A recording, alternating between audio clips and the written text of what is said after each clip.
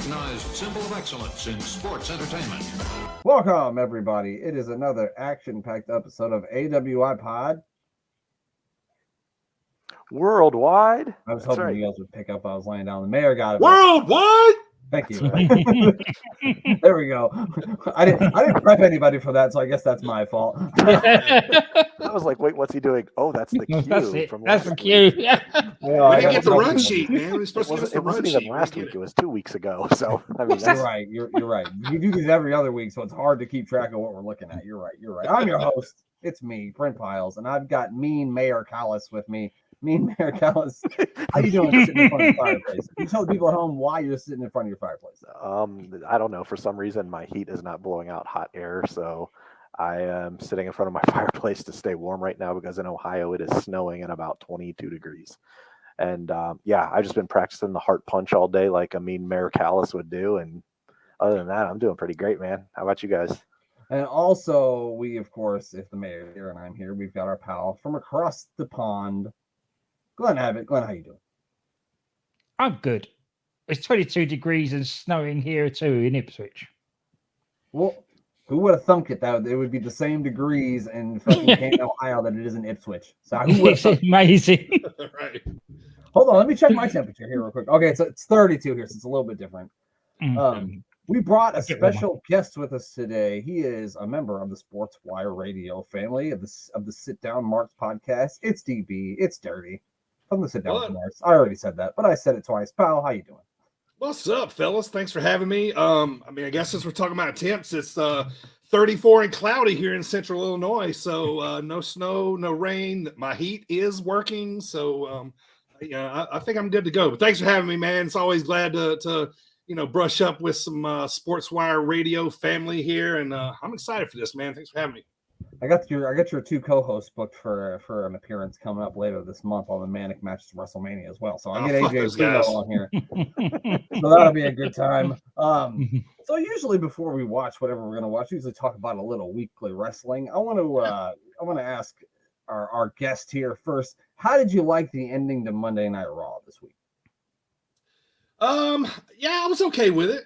I thought it was kind of progressed the storyline of everything that's going on, and great acting. Storylines are, it's one of the best storylines probably in years, so I'm glad it's being done very well. It's kept me interested. I think we all knew the Sweet Chin Music super kick was coming from Jay. But I dug it, man. I'm definitely interested. This is good shit. Wow. I'm still kind of a little on the fence because I feel like nothing against Cody, but if Cody wasn't in the picture, I think we're going to see a Sami title reign coming. You know what I mean? But still a great story with Cody. But yeah, man, I'm here for it. It's good stuff. Glenn, you said something to us in our group chat that we have earlier this week that maybe we haven't seen the last of Sami Zayn in this WrestleMania main event picture. Do you think that's still the case, or do you think that ship has sailed? Yeah, I think that ship has sailed, man. I think they're going straight to Kevin and Sami as tag, taking the belts off the Usos. Yeah. And this Cody story, man, there's too much Dusty in it for it not to work, right? Like Dusty's name's getting thrown out too much. That all hits us right in the heart, man. It hits us right in the heart. And the thing is that Cody can do the heavy lifting for 22 days now. Roman doesn't have to get involved at all. With just Paul Heyman and the Usos, Cody could do all the heavy lifting, really promoting it. They've done so much good shit with Cody and just Paul Heyman going back and forth already that adding more and more layers to the onion. What about you, Mayor? Were you surprised when Jimmy hit the super kick, or was it's Jay? Jay hit the super kick. I can't say I was surprised, but I feel like they still even left that on a cliffhanger. Like the way that he did it right before he kicked him, he like said something to him, and it was something like "I trust you" or like something along those lines. Like, is he just saying, "Hey, man, take the bullet for me on this one because Roman's watching"? I don't mean any disrespect here or harm, but I've got to do this, but I still trust you and I'm still your brother.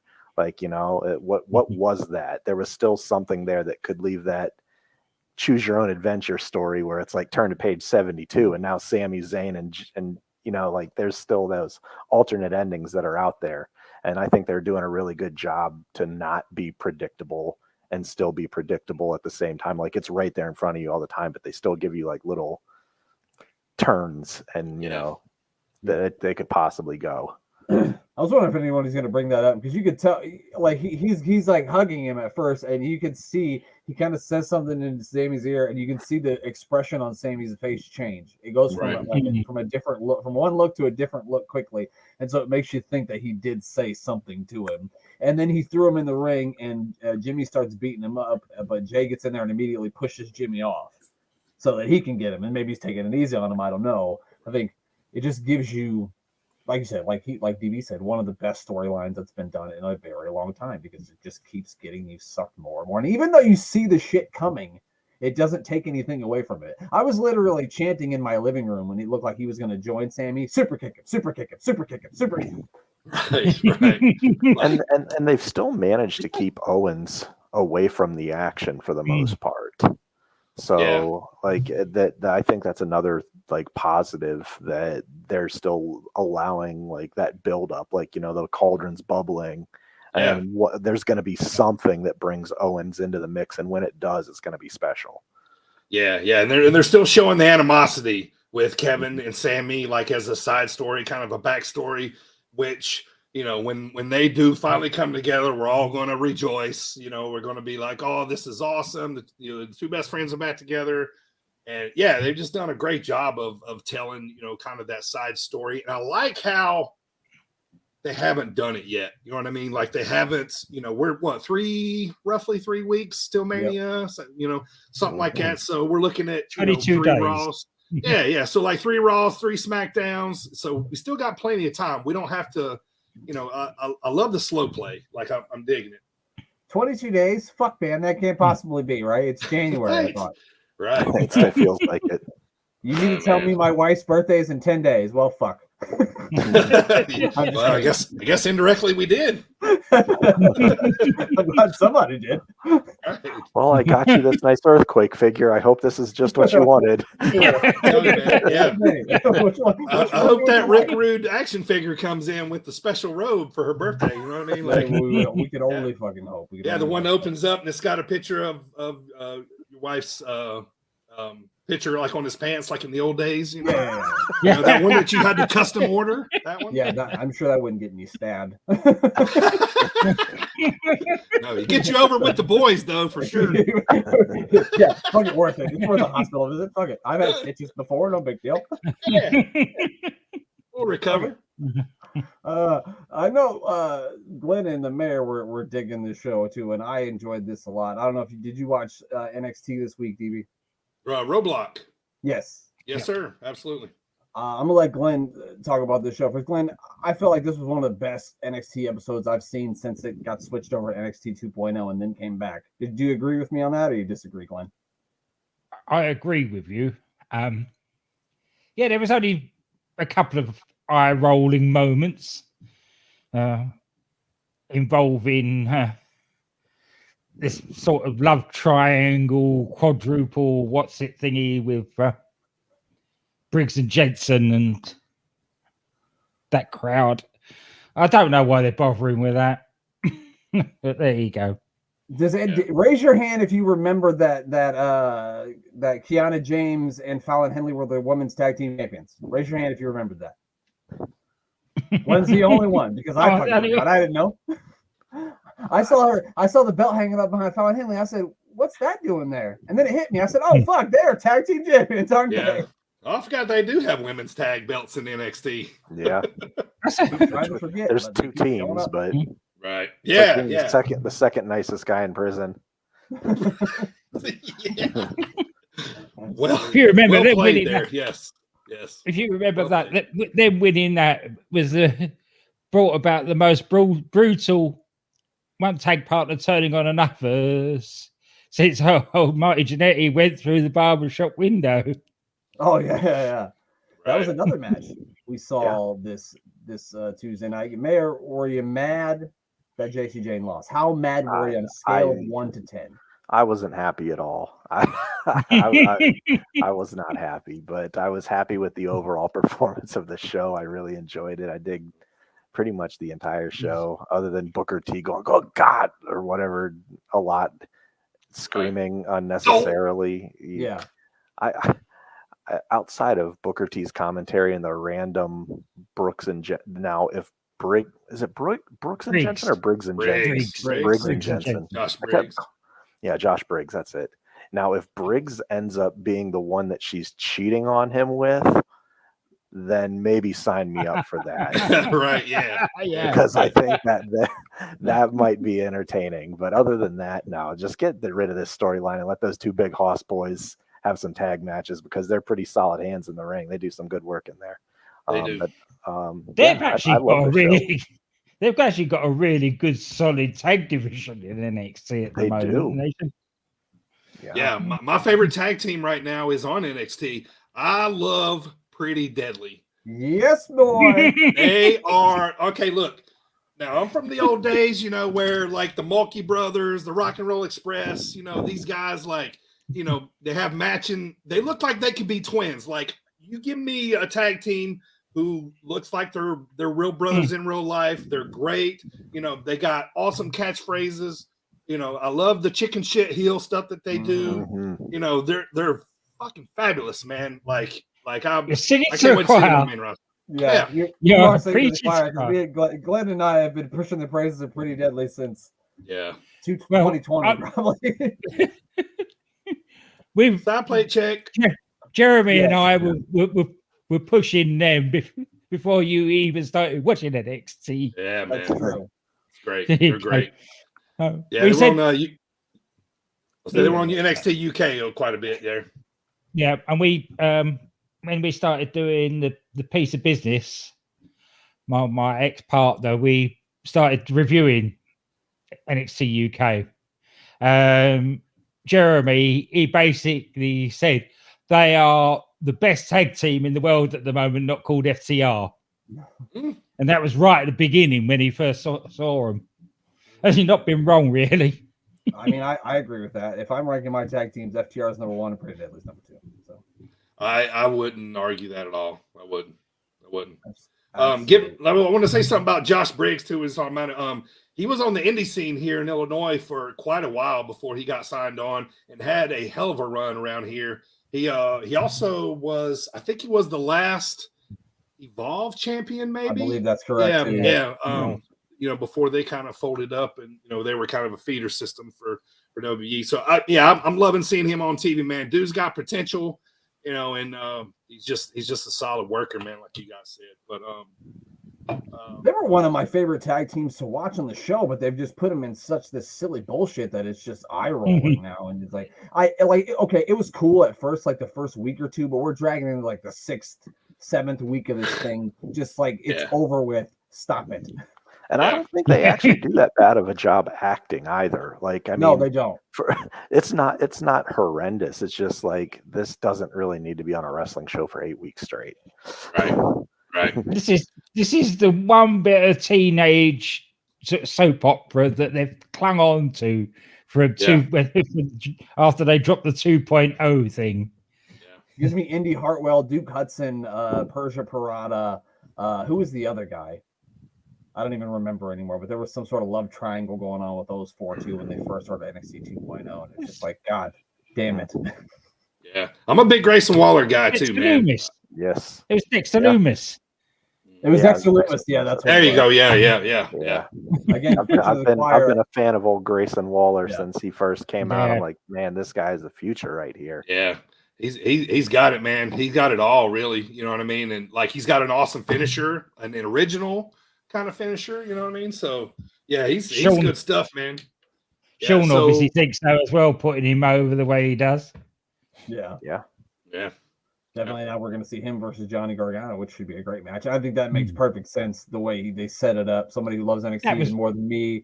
And then, he took Gargano out, so it only makes sense for him to come back and wrestle here. I think that's going to be and you know how Grayson is building up all the boys in the back are marks for Sean, and he's going to be able to bring up those pictures of Johnny Gargano as a kid dressed as Shawn Michaels. You know, it's all going to just come together and play well.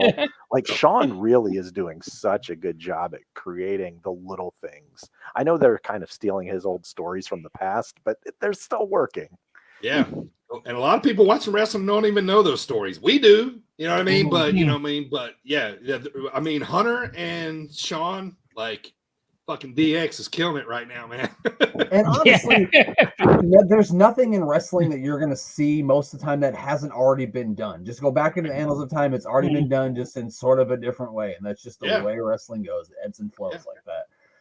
Speaking of an old Shawn Michaels thing, we kind of seen an old Shawn Michaels thing at the end of this show after the incredible main event between Meiko Satomura and Roxanne Perez. Glenn, you picked Meiko Satomura to win, and I thought you were crazy, but there were points at the end of that match where I thought that you were going to be right, Glenn, and she was going to win, but she didn't. I don't know what happened at the end of that. It was very strange. It's just it looked like that was a proper injury at the end of that, and they still gave her the win. It's very strange. I mean, they kind of played out like she took too many shots and kind of passed out or whatever after the, you know. I mean, it's believable after that Mako round off knee drop into the back. Oh yeah, I can understand them selling it that way because it still keeps Mako looking strong. Yeah, but why not just give her the win and then Roxanne get it back at WrestleMania? Yeah. Or like another way to do it is like Roxanne's getting the upper hand, and then before the match even ends, she sort of passes out. You know what I mean? Right. Yeah. And then we go into like the match was fine, and I don't hate the ending. Like I'm not like pissed off about it, but like it just could have been done in a different way if that's what you wanted to do. You know what I mean? Yeah.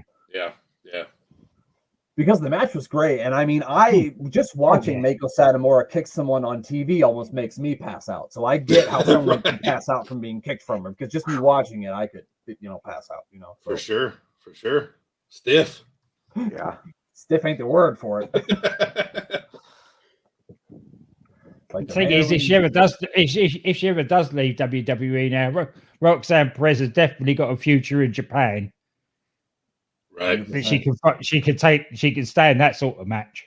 I think they're really they're liking what they see with her. They're doing. Oh yeah, definitely. If they weren't, I don't think they'd be giving her this storyline and this continued. I mean, she hasn't had it for a long time, but she did take it from the second longest running women's champion in NXT. Longest running. Yeah. Okay. Yeah, she beat. Well, she beat Mandy for it.